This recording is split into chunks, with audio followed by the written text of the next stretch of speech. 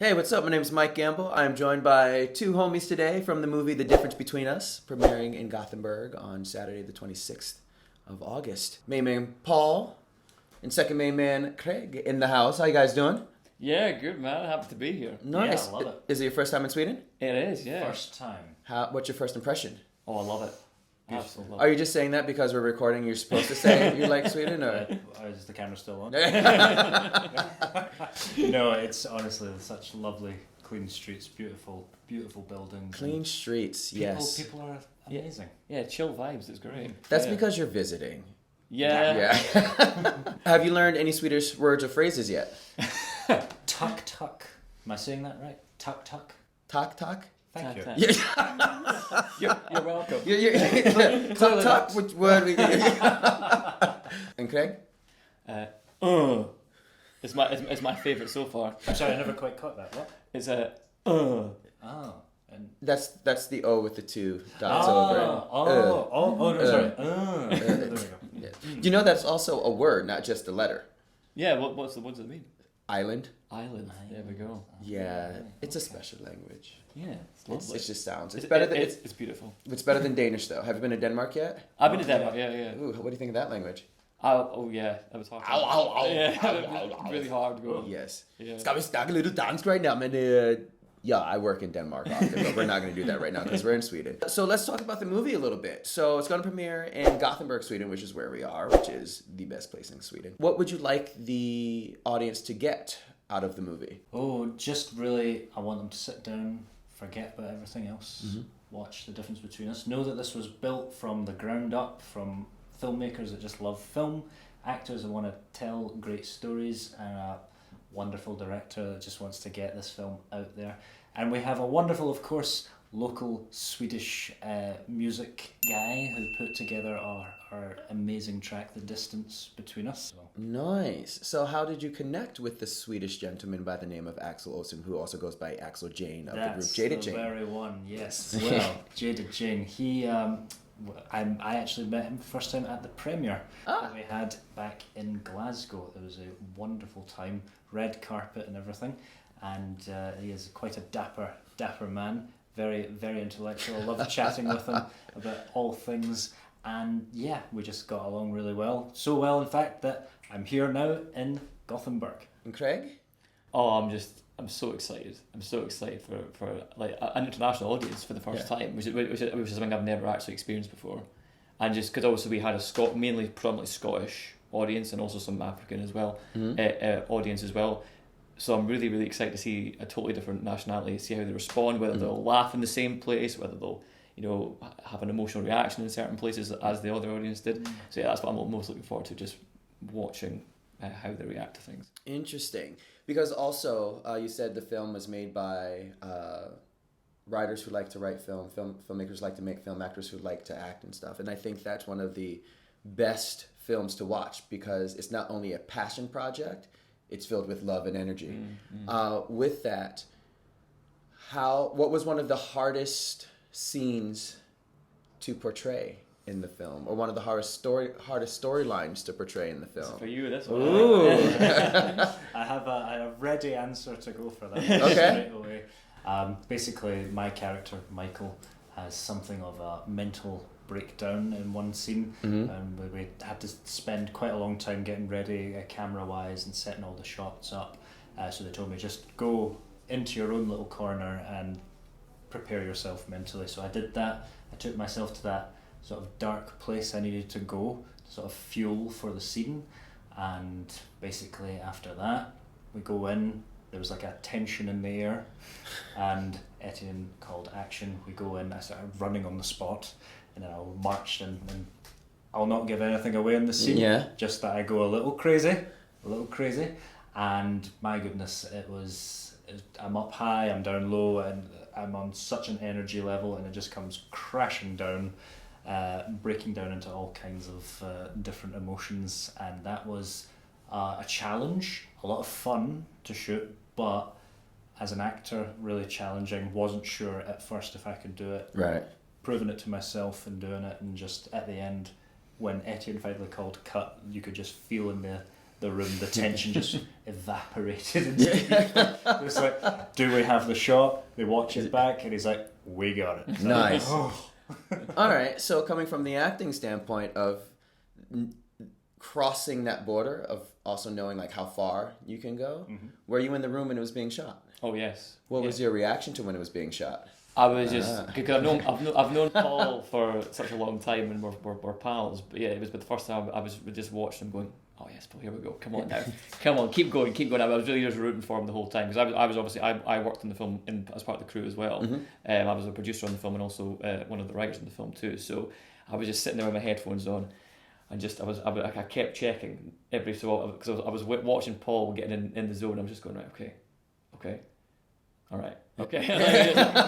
he's getting there. I can see it. And then I was like, I just how do we look to Etienne and went, and then in action, and he went. Oh, it was just great. It was great to watch, mate. It was great to watch. Nice. I get goosebumps just thinking about it. That's actually a really good thing versus having a post-traumatic experience. Thinking about it. So, the director's name is Etienne. Of course. And how did you get to connect with Etienne on making? You know what? I actually almost missed the audition. What? I almost missed it. It just flew right past me until our great guy, our sound man, Brian, he gave me a message, said, by the way, I've seen this audition, I think you'd be quite good for it. You should do it. So I got in touch with Etienne and I sent him. In fact, I sent him the wrong audition. I read the thing wrong and I sent him the wrong thing. That's so you. I sent him the wrong audition. And so clearly I was like, oh no, I'm not meant for this, clearly. And then he says, no, please send me this and we'll see how it goes. So then I sent the correct audition and I heard back fairly quickly, I must say, and I didn't actually realise at first the size of the part. Michael is an integral part of the script. He's quite a main character, and so I was expecting maybe a few pages somewhere. I'm like looking through the scripts and I'm like, oh, I need to mark that. I've been like, what's going on here? 5 pages later, this is all just Michael. What's happening here? But so that was how I got to know Etienne. We started talking through Zoom at first, and then we got to meet in person. Actually, on the very first day of filming, which was an experience. And I think though just 1 minute conversation with Etienne through Zoom, you can tell kind of energy, and the kind of character he is, and you just want to work with him. And I think it's also the opposite, that even though you sent the wrong one, he could see the type of character. Oh, well, that's how I like to tell it anyway, you know. But, you got the job. I got let's not overthink this. And Craig, how did you connect with them? It's a similar sort of thing. I saw the audition. So you missed the audition and you sent in the wrong... a bit more organised than Paul. No, so I saw it advertised. I think I was probably one of the first to be cast in the film. And I remember me and Etienne had a Zoom chat quite early on in the process. He was saying, I'm still kind of putting the finished touches to the script. Do you want to see a draft of it? Because I mentioned in our first chat that I was a writer as well. And he kind of said, well, I'd like to see your take on it. So he gave me an early draft of the script.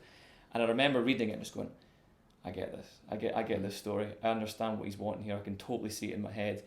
But my mind immediately started to kind of jump around and go, well, hang on, what if you did that here? What if you changed that around? What if you tweaked the dialogue here? And I just went back to him and said, look, I love this, but can I suggest this and this? And this testament to the kind of guy that Etienne is, because most like a ballsy move for any actor in hindsight. I know, but it's a testament to the kind of guy Etienne is, because a lot of directors or writers are quite precious about their work, and if an actor who just been cast in a role in the film came back to them and said, look, could you maybe do this here and this there? But it's the kind of guy he is. He came back and said, no, I love that.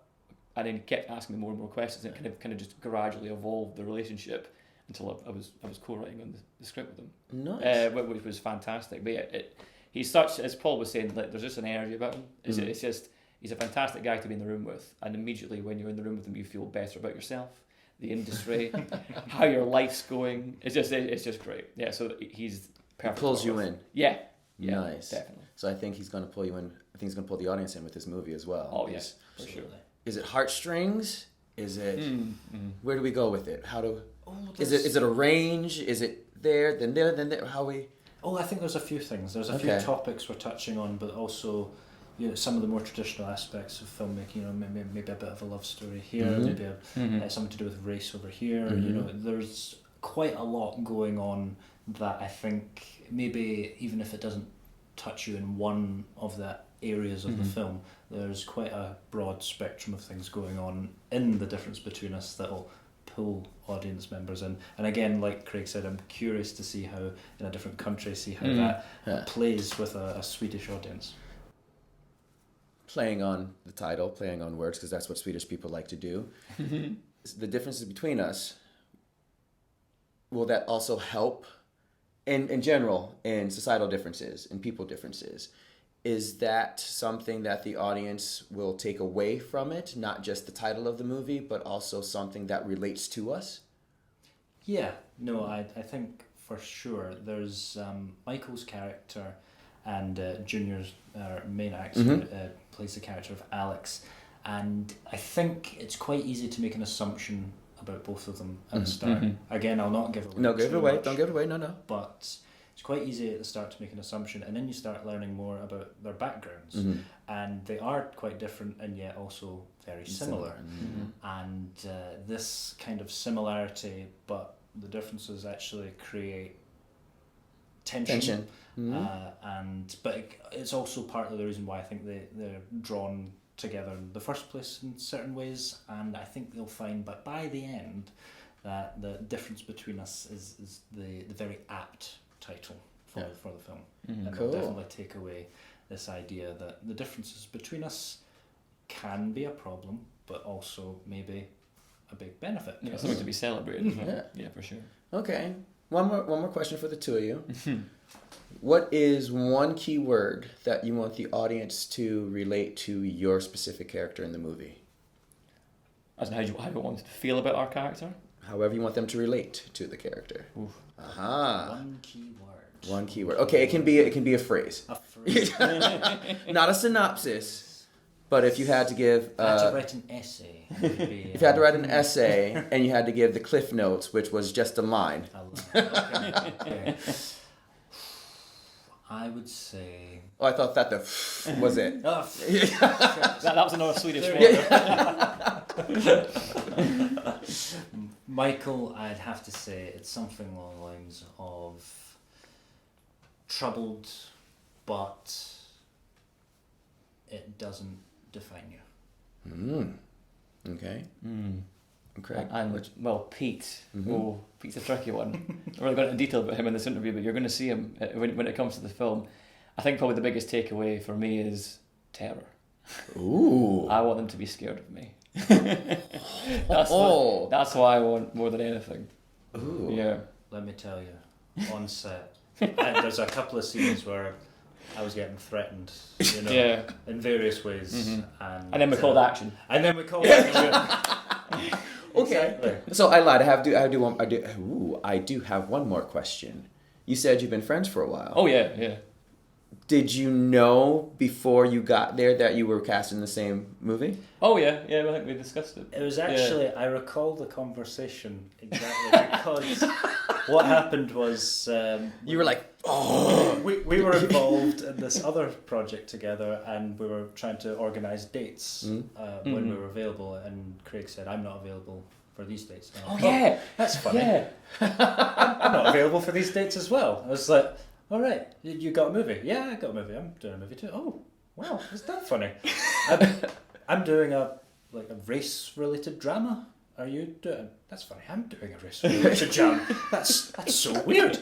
Mine's called The Difference Between Us. So it's like, me too. And there you have the difference between us. That sometimes they can be beneficial. You never know. Thank you, Paul. Thank you, Craig. Thank you. Hope you enjoy Gothenburg, Sweden, in the Gothenburg audience in the movie, and that you have a great time here. And then come back again. We'll do it again soon. Thank you. It's Can't been wait great. to be back already. Let's go.